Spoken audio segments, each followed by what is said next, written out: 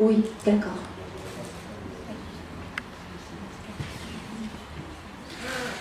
Oui, du coup, c'est bien qu'on échange les présentations.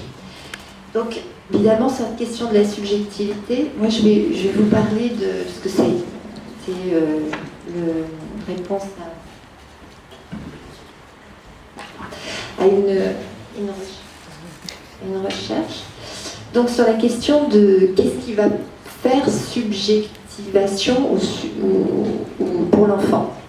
Donc, ce dont je vais vous parler principalement, c'est la question de l'importance que l'enfant fasse énigme pour la mère, comme fonction subjectivante pour l'enfant.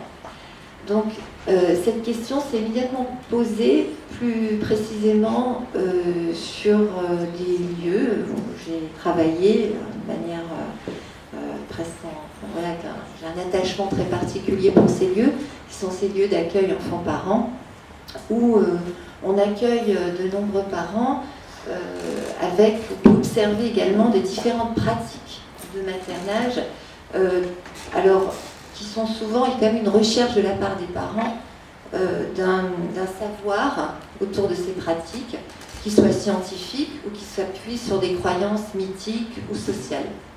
Les pratiques de maternage indiquent toujours une manière propre de faire à chaque époque, chaque société.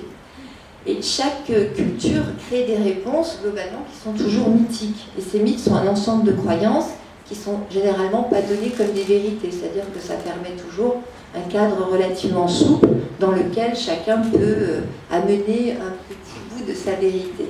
Or, aujourd'hui, ce que j'ai beaucoup observé, c'est que précisément dans ces lieux, on cherchait une réponse, on venait voir des experts. Voilà, il y a une experte, et donner des réponses très claires, notamment sur des nouvelles pratiques comme l'allaitement prolongé, etc.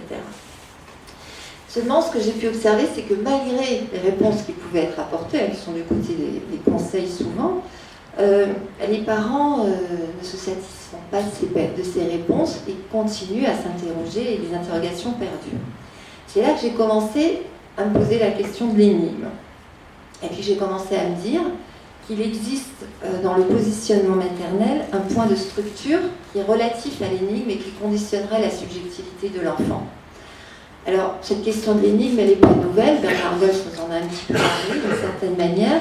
Et il fait préciser que l'énigme dans la relation mère-enfant n'est absolument pas une nouveauté, puisque Dolto et Lacan nous ont bien souligné l'énigme qu'est le désir de la mère pour l'enfant.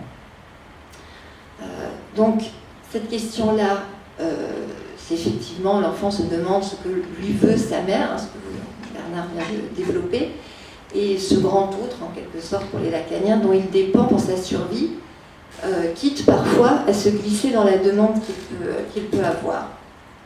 Donc c'est le célèbre Kevoy, que je ne développerai pas ici. Alors, cette forme d'énigme, si nécessaire, n'est pourtant pas suffisante pour créer la subjectivité de l'enfant. Et c'est cette question qu'on peut développer du côté de l'anticipation du sujet pour l'autre que finalement j'ai développé d'une certaine manière. Il faut qu'il y ait en quelque sorte une autre énigme, et c'est celle que le désir de l'enfant constitue pour l'environnement maternel. Je parle d'environnement maternel, puisqu'on sait bien qu'on centre quand même sur la question de la mère, mais tout ce qui concerne le maternage, on va parler de l'environnement maternel. Et il s'agit pour moi ici de montrer que, à partir du moment où la mère se pose la question, ou l'environnement, parce qu'il peut s'agir de professionnels aussi, à partir du moment où l'environnement maternel se pose la question de que veut mon enfant, c'est qu'elle présuppose une subjectivité à son enfant et que quelque chose de la subjectivité de l'enfant peut se développer, déployer. L'acceptation du surgissement de l'énigme du désir d'enfant par la mère nous indique donc quelque part il y a une place qui est laissée à la subjectivité de son enfant et que quelque part il y a aussi une anticipation qui peut être faite. Cette position est ainsi pour moi une condition nécessaire à l'émergence de la subjectivité. Alors bien sûr, ça renvoie à cette magnifique citation de Vernon qui dit « L'homme n'est pas un être qu'on puisse décrire ou définir, il est un problème, une énigme dont on n'a jamais fini de déchiffrer le double sens. » Mais l'énigme ici, ce que c'est pas à entendre comme un mystère, mais comme une question dont il faut déchiffrer le sens. Et du coup, la question, le souris-réponse, comment la mère l'interprète. À ce titre, donc, j'aimerais poser une fonction opératoire de la naissance de la subjectivité de l'enfant. Ce levier nécessaire dans le déploiement de la subjectivité de l'enfant prend sa source aussi, alors je ne vais pas le développer, parce que Bernard Gosse a beaucoup développé dans le développement affectif de l'enfant, qui est la question des 6 niveaux des interactions entre le bébé et sa mère. Donc, il y a 6 niveaux, et ici je m'arrêterai précisément aux interactions émotionnelles, émotionnelles et fantasmatiques et culturelles. Parce que dans sa relation à l'environnement maternel, le bébé ne peut être qu'une énigme pour la mère. Alors, je ne vais pas le développer ici, mais Lacan a beaucoup développé la question du signifiant. Alors, le signifiant, c'est quoi rapidement? C'est le signifiant représente le sujet par un autre signifiant. Je le développe mal, plus précisément. Ce qui m'intéresse ici de montrer, c'est que le sujet ne peut se signifier lui-même. Il est toujours représenté par un autre. Ce qu'il faut retenir, c'est en quelque sorte, le principal, c'est que le sujet est insaisissable. Et en quelque sorte, doit le rester. L'enfant, en tant que sujet, ne se réduit pas à un signifiant, car s'il le faisait, il serait totalement désigné. Et ça donnerait en quelque sorte une essence absolue de son être, sans échappatoire d'aucune. D'où l'importance du regard énigmatique porté par l'environnement. On peut tout de suite faire une aparté avec tous les questionnements qu'on peut avoir aujourd'hui sur les dispositifs sociaux qui concourent parfois à apporter un savoir total par rapport au questionnement des diagnostics dans le champ de la petite enfance. Alors bien sûr, s'ils sont bien pensés, ils peuvent être intéressants et tous ces dispositifs autour des 10 et autres. Donc, l'environnement maternel dans sa position énigmatique va préserver quelque chose de la subjectivité de l'enfant. Donc toujours dans cette idée d'insaisissabilité de sujet, qui ne peut exister que par le truchement de cette position énigmatique. Et je citerai Catherine Muller, qui disait que le positionnement de la mère, en quelque sorte, c'est occulter pour éclaircir. Voilà le but de l'énigme. La mère, prise dans une obscurité de la demande de son enfant, va chercher à éclairer cette obscurité. Finalement, c'est tout ce qu'on fait en tant que psychanalyste. Donc, la fameuse phrase de Freud, je rappelle que quand quelqu'un parle, il éclaire. Donc, elle va déchiffrer la demande de son enfant avec toutes les erreurs de lecture que peut imposer cette traduction. Cette position permettra donc, finalement, des erreurs, quand il y a des erreurs de traduction, va permettre à l'enfant de laisser une marge, un blanc, dans lequel la subjectivité de l'enfant pourra se déployer. Et c'est dans ce blanc, dans cette marge, opérée donc par un positionnement énigmatique, que le parent va pouvoir aussi déployer du récit. Et c'est ce qui va constituer, dans ce que Ricoeur a beaucoup travaillé du côté de l'identité narrative, qui est un récit, et comme vous disiez tout à l'heure, un récit qui n'est jamais le même. C'est en perpétuel remaniement. Et ce récit soutient quelque chose aussi de la transmission transgénérationnelle. Donc il comporte à la fois une permanence, le récit reste identique à lui-même, et un changement. Le récit est à chaque fois différent, dans le temps en réalité. Chaque nouvelle interaction est dans sa répétition en quelque sorte identique à la précédente. Une tétée est une tétée, et en même temps différente de la précédente. Cette tétée n'est pas celle-là. Et cette particularité de la permanence du récit, et à la fois d'une différence, va participer donc de la construction subjective de l'enfant. Ce mouvement sera toujours unique et ne pourra jamais se réduire à un savoir universel ou à une technique. Et c'est par cette position que la mère se fait déchiffreuse en quelque sorte d'énigme, que va pouvoir s'exprimer la capacité de la mère à raconter un récit sur la base de son identité narrative. Et là, pour les lacaniens, ça fait un rappel à la structure du signifiant. Il faut bien ajouter que ce récit est constitué d'une musicalité, plus précisément la musicalité de la langue. Alors, ce récit se constitue tout au départ à partir du cri du bébé, en tant que ce cri est une énigme. Et progressivement, avec tous les travaux de Bion, ce cri, avec la musicalité de la langue que la mère y apporte, il est grammaticalisé. Et bon là je renvoie, parce que j'aurai pas le temps, j'ai décidé de réduire le temps de ma présentation, mais je renvoie au roman d'Aaron Appelfeld, où il décrit justement son rapport à la langue et comment sa langue maternelle, qui était l'allemand, alors c'est quelqu'un qui a vécu la guerre, qui a fui, et qui est parti en Israël, et comment il décrit cette tragédie d'une langue perdue qu'il retrouve grâce aux traces de la musicalité qui s'accrochent sur des sensations et des perceptions, dit-il, très énigmatiques. Il évoque sa tragédie d'une langue maternelle perdue, qu'il peut retrouver grâce à la musicalité. Je pense qu'il y aura beaucoup de travaux à ce niveau-là. Alors, je fais juste une petite citation. « Ma langue maternelle était l'allemand. Ma mère aimait cette langue et la cultivait. Dans sa bouche, les mots avaient une sonorité pure, comme si elle prononçait dans une clochette de vers exotique. » Alors, dans ce rapport où la mise en récit se constitue dans l'opposition énigmatique de la mère, le sujet peut être conçu que comme un mythe et reste une énigme pour lui-même. Donc, il faut le rappeler, tout mythe est construit dans l'après-coup et donne sens à l'énigme. Donc l'environnement maternel qui ne se poserait pas la question de ce que veut son enfant, mais qui au contraire saurait, au travers des théories ou autres, s'instaure comme un sujet sachant, qui ne laisse aucune place à l'énigme, de ce que lui voudrait son enfant. Dans ce cas, on peut supposer que la subjectivité de l'enfant serait quelque peu entravée. Alors, j'ai défini, c'est là justement par rapport à ces questions d'anticipation, on aura peut-être du débat tout à l'heure, qui a différentes positions face à l'énigme. Donc, ces différentes positions, j'ai pu les repérer dans la clinique. Il y en a une, la première, c'est quand l'enfant fait entièrement énigme. Alors, je vais vous parler un petit peu des situations que j'ai pu rencontrer. C'est le cas de petite fille que j'ai appelée Johanna, qui était accueillie dans un LAEP, avec, donc c'est la maman qui s'appelle Johanna, et sa fille Milena. Donc, Johanna nous décrit alors une petite fille calme, qui ne pleure pas, qui n'a pas de besoin particulier, à part les tétés, les changes et le sommeil. De manière très fréquente, cette maman venait avec sa petite fille, et puis était toujours très épanouie et satisfaite d'avoir, disait-elle, un bébé tranquille. Puis progressivement, au rythme des visites, ça s'est un peu gâté.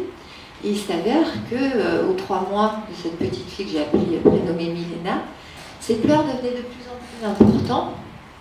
Et cette maman y répondait toujours par une tétée. Mais ça ne calmait pas sa petite fille, qui reprenait toujours de plus fort ses pleurs. On discute avec cette maman, on a un entretien, plusieurs entretiens. Et puis tout d'un coup, je lui suggère peut-être qu'elle souhaite plus forcément une tétée ou que simplement elle souhaitait entendre le son de sa voix. Elle me regarde et je lui dis oui, parlez-lui. Elle me dit mais que je lui parle? Mais de quoi? Que me veut-elle? M'a-t-elle dit. Donc c'est de là partie tout mon travail de recherche. Et c'est d'ailleurs à partir de ce moment-là où on a introduit quelque chose finalement du désir de la mère qui pouvait parler elle à sa fille, que les pleurs de cette petite fille se sont apaisés. Et c'est à partir donc du moment où elle s'est posé cette question de ce que pourrait vouloir ce bébé, jusque-là finalement vécu comme un lieu de besoin, qu'elle a présupposé une subjectivité. Donc l'enfant a fait ici entièrement énigme pour sa mère, avec aussi quand même l'importance de pouvoir, et là je reparle des lieux d'accueil enfants-parents, où ces lieux de rencontre permettent que quelque chose justement de cette parole et de la subjectivité de l'autre puisse émerger. Et là je rendrai hommage donc à Françoise Dolto et à toutes ces équipes qui ont pensé la création des maisons vertes. La deuxième position est celle où l'énigme manque. Voilà, donc je vais vous parler de Laure, qui est une petite fille de 2 ans et demi, et qui présentait alors un important retard de développement et des liens de troubles très envahissants. Il y avait un manque d'appétence qui m'a beaucoup troublée, d'appétence symbolique. Laure n'accrochait jamais le regard. Il y avait une relation, il y avait des interactions très mécaniques entre elle et sa mère, c'est-à-dire qu'elle gavait mécaniquement son enfant pendant le goûter, hein, parce que dans les lieux d'accueil on donne des goûters, elle le mettait face à son corps, dos à son ventre, et elle avait 12 ans et demi, elle l'a gavé mécaniquement. Et il y avait pas d'interaction, à tel point que quand on a commençait à travailler les interactions. Cette petite fille de 2 ans et demi se retrouvait face à son yaourt, il n'y avait pas de mains. Les mains de sa mère, ses mains étaient les mêmes. Donc, il y avait même parfois, comme ça, une impossibilité pour la mère de présupposer que cette petite fille pouvait désirer quelque chose. Quand j'essayais d'instaurer quelque chose, elle me disait, mais j'essayais de susciter un peu des appels. Cette mère me disait, mais voyez bien, elle s'en fout, hein. Ne vous fatiguez pas, me disait-elle. Donc dans ce cadre-là, je le développerai, je l'ai fait de manière le plus succincte possible, l'enfant ne faisait pas énigme pour sa mère. Il restait en quelque sorte, à certains endroits, pur objet. Il n'y avait pas d'énigme qui pouvait créer quelque chose de manquant. Que ce soit, alors bien sûr, pour cette maman, par impossibilité personnelle, notamment dans des cas d'une psychose ou autre, ou parfois, on ne va pas en parler trop ici, mais il y a comme ça une croyance ou une foi, un savoir préétabli sur l'enfant que l'on retrouve parfois chez les partisans de certaines associations militantes. La troisième position est celle de l'énigme qui est voilée, mais par les projections fantasmatiques des parents. C'est-à-dire que c'est une présupposition d'un savoir, mais qui n'est pas forcé, qui n'est pas conscient. Et là, c'est l'histoire de Valérie qui se rend au lieu d'accueil sous les conseils d'un pédiatre. Valérie vient avec son bébé parce que son bébé ne dort pas. Et elle s'inquiète donc particulièrement. Donc, pauvre maman, comme tout parent, hein, au bout d'un moment, on est un peu fatigué. Elle vient, elle dit trouvez-moi une solution. On discute. J'en ai parlé hier d'ailleurs aussi dans ma présentation sur l'atelier. Cette maman a beaucoup éludé la question de sa mère. Donc, hop, on a un peu attrapé cette question. Et puis, elle nous a décrit une situation où, dans la nuit, quand elle se levait, elle disait à son enfant qu'elle ne l'abandonnerait pas. Moi, je dis l'abandonnez pas, mais pourquoi vous ne voulez pas l'abandonner la nuit comme ça? Et il s'est avéré que c'était un point du côté de son propre infantile où elle a vécu un sentiment d'abandon quand sa mère est partie à l'hôpital lorsque les ambulanciers l'ont cherchée. Les enfants se sont réveillés, la mère a dit à cette petite fille ne t'inquiète pas, je reviens demain matin. Or elle n'est jamais revenue puisqu'elle est décédée. Et que quelque part ça venait faire écho à cette maman au moment du sommeil, hein, puisque sa maman est partie la nuit et son petit garçon se réveillait la nuit. Et là, on voit qu'à l'endroit du sommeil, cette maman a projeté son savoir sur le sommeil de son fils, un savoir dont elle ne savait pas grand-chose par ailleurs, mais qui a suffisamment provoqué un voile sur cette question du sommeil. Puisqu'en effet, Valérie, elle a considéré son petit garçon abandonné, tout comme elle l'a été, elle petite. Alors là, l'énigme, elle vient présente. Mais la mère est envahie par quelque chose qui lui appartient de sa propre souffrance et qui n'a pas laissé de place à l'énigme. Donc, l'enfant, face à cette impossible réception de son désir, prend le savoir de la mère comme réponse, et ce savoir a alors en quelque sorte fait symptôme. Donc on voit bien dans les différentes positions psychiques ces différentes positions face à l'énigme. La première, celle où l'enfant a fait entièrement énigme. La deuxième, celle de l'or, une position ne laisse pas de place à la question énigmatique.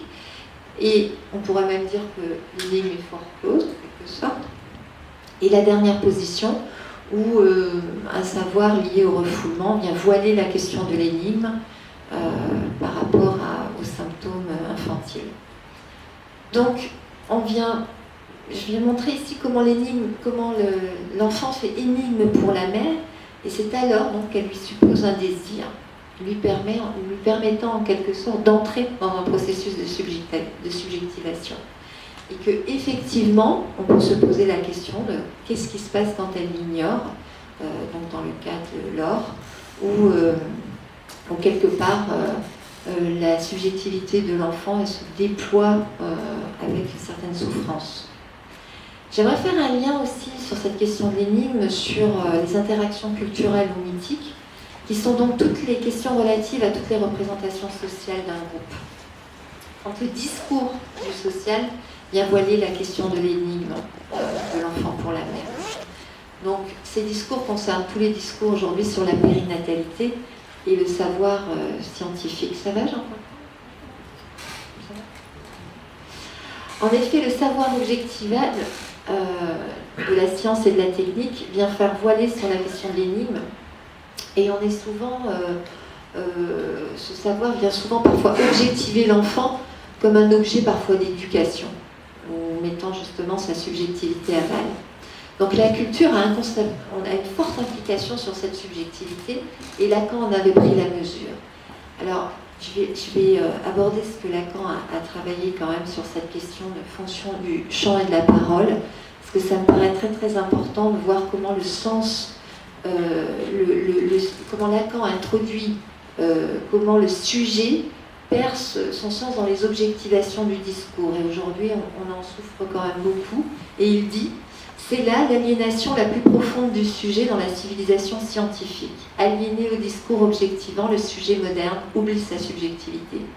Il dit, et cette question a été abordée hier du côté de la parole, c'est un mur de langage qui s'oppose à la parole. Ça ne veut pas dire qu'on ne parle pas.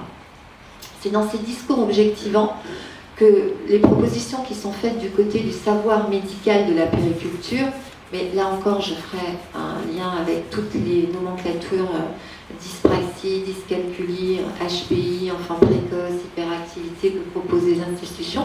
Alors bien sûr, on déploie des objectivations et quelque chose vient barrer la question de l'énigme et empêcher que la parole de l'enfant soit entendue. Et je suis très étonnée de rencontrer de nombreux enfants pris en charge qui viennent me voir et qui me disent « Ah ouais, mais moi je suis pris en charge ». Ils le comprennent très bien par la MDPH, mais c'est un truc pour les handicapés, ça, ils me disent certains. Alors, c'est une manière d'estampiller les enfants. Donc bien sûr, on ne peut parfois pas faire autrement. Et tous ces dispositifs, s'ils sont bien pensés, peuvent considérablement aider l'enfant. Mais il ne s'agit de ne pas les enfermer, de ne pas les estampiller dans ces nominations. D'autant qu'elles voilent la question de l'énigme. Alors, on les retrouve surtout au niveau de l'école, bien sûr, mais au niveau de la société, autour des discours communautaristes. Je ferai une petite parenthèse sur ça, parce que ça me fait associer sur ces questions-là, notamment autour des discours qui parfois emprisonnent les membres de certaines communautés, et dans ce que Lacan a appelé un noméa, qu'on peut très bien mettre du côté de l'objectivation. Et j'aimerais citer Ruth Krieger, qui est donc une philosophe, et qui une fois s'est insurgée en disant « Je ne viens pas d'Auschwitz, mais de Vienne ». Et ce faisant, là, elle transforme ainsi un langage en une parole. Et je pense que là, il y aurait à débattre. En tout cas, ces dispositifs assignent parfois les enfants à une place, celle du handicap, alors qu'ils n'en relèvent pas toujours. Cette configuration vient faire difficulté aux cliniciens quand ils rencontrent la famille. J'ai pu récupérer des témoignages, notamment de parents qui se disent être soulagés. Ça y est, on sait ce qu'il a. Voilà. Enfin, ça vient barrer la question de l'angoisse, justement, signe, parce que l'angoisse c'est quand même signe du désir, comme l'a montré notamment la vignette de la maman de Juana. Et l'école est devenue ce lieu privilégié parfois de l'objectivation, de ce noméa. Et du coup, elle se trouve parfois en contradiction avec sa mission, même si de belles choses qui se passent. Donc l'enfant n'est pas forcément l'handicapé qu'on voudrait qu'il soit quand il a évoqué son désir de réduire parfois tous ses rendez-vous. Un enfant qui me dit, vous savez, moi j'aime bien vous venir me voir, mais après il y a l'orthophoniste, il y a la neuropsy, il y a l'ergothérapeute. C'est quand même dur pour les handicapés tout ça. L'enfant n'est pas si démuni comme peuvent le penser tous ces dispositifs. Il est riche des appareils de langage. Ces différents symptômes que viennent se manifester lors des apprentissages ne sont pas que des troubles. Ça vient aussi manifester tout ce que, pour la majorité des enfants, de ce temps qu'ils ont besoin de s'arracher à ce que appelée la langue, hein, cette question de la langue maternelle dont il faut s'extraire. Et parfois, la rencontre de la violence symbolique que provoquent les impératifs scolaires et les différents apprentissages qui lui sont proposés, hein, parce que c'est conduire l'enfant hors de lui, nécessite un processus qui n'est pas aisé et qui nécessite parfois du temps. On ne laisse pas, l'école n'est pas en mesure de laisser à l'enfant. Donc pour quitter la langue maternelle et entrer dans la langue de l'école, L'enfant a besoin d'un adulte qui lui transmette quelque chose de son propre rapport à sa dette, donc quelque chose qui lui manque, qui lui a été transmis. C'est un don de son propre biais, de son propre manque, que je dirais qui passe par le biais de la question de l'énigme. Puisque cet adulte aurait été alors traversé, intériorisé par une part obscure que l'énigme contient. Cette transmission de ce manque passe par dans les apprentissages par finalement la question du transfert. On aurait besoin de travailler encore, moi je n'ose même parfois plus prononcer le mot. Cette question de l'amour du transfert, dans ce rapport à l'objectivation, travailler du côté au nommé à par Lacan, qui était travaillé de ce côté-là. Dans ces questions d'objectivation, on peut penser que toute cette question du transfert est éludée dans les apprentissages. À ce propos-là, je me souviens une fois avoir été à une fête de fin d'année d'une école de musique. Donc l'école de musique, c'est quand même un lieu de plaisir. J'étais très surprise, où les enseignants ont au préalable parlé de la musique, où une question énorme a traversé toute l'introduction et la conclusion, c'est la question des compétences. Alors, les compétences, il faut avoir ses compétences, etc. Toute la dimension du transfert était évacuée, ou encore une enseignante. Alors, les enseignants ils font ce qu'ils peuvent, ils ont leur mission, c'est compliqué, mais première année de maternelle, j'ai une enseignante qui me contacte et qui me dit là, ça va pas du tout, là, cet enfant, il a 3 ans, on était à Noël. Ce n'est pas un élève. Voilà, donc cette notion d'être un élève. Et finalement, l'école méconnaît trop cette notion et ce serait bien qu'on puisse la réintroduire parce que finalement la question du transfert, c'est la question du lien qui ouvre la voie du désir et met quelque chose en dette et se nommer à, là, vient faire barrage pour tout le monde. Donc là, je crois qu'en tant que clinicien, on a du travail, faire quelque chose du côté de produire un effet de nomination et d'un appel. Pas forcément de l'offre de la parole, mais de produire un effet d'appel qui va faire justement rencontre. On a beaucoup parlé hier, je trouve que c'est un terme auquel je tiens beaucoup. Et je sens que du coup notre clinique elle change un peu, parce que Bernard Gols parlait tout à l'heure de la clinique du corps, où effectivement on a là par rapport à cette question des enfants très agités que l'on peut rencontrer, prendre l'enfant en quelque sorte par un bras-le-corps pour l'apaiser, lui donner du corps, j'aurais envie de dire, parce que cette question de l'angoisse, on la retrouve. Justement, je parlais d'un enfant comme ça qui était dans une agitation très forte, où quelque part de l'angoisse a pu s'exprimer, a pu surgir, où il m'a demandé, cet enfant-là, j'ai un placard dans mon cabinet, où je range mes dossiers, il m'a fait sortir tous mes dossiers, il m'a dit là je vais m'enfermer, je vais avoir peur et tu vas faire le loup. Et quelque part, parce qu'on a pu produire de l'angoisse, dans laquelle l'enfant y était, il était acteur, il m'a demandé ça, que quelque chose du signe du désir a pu se constituer. Bon, pour conclure, en quelque sorte, j'aurais envie de dire que dans ce noméa, on a aussi quelque chose à tenir d'une promesse d'avenir, parce qu'on rencontre quand même beaucoup de patients. J'ai rencontré une patiente de 18 ans qui me dit récemment, j'essaie un petit peu de créer quelque chose autour de l'avenir, qui me dit, bah oui, mais non, moi, vous savez, bosser, 18 ans, qui me dit, la question autour des projets, c'est compliqué, parce que à quoi bon si c'est pour travailler et payer sa retraite? Et je crois qu'on a quelque chose là à déconstruire de ce vocable objectivant qui vient barrer quelque chose du désir et de la position énigmatique, pour permettre que se pose sur le sujet un regard qui l'unifie et qui réintroduirait la dimension de l'amour, bien sûr plus exactement de l'amour de transfert.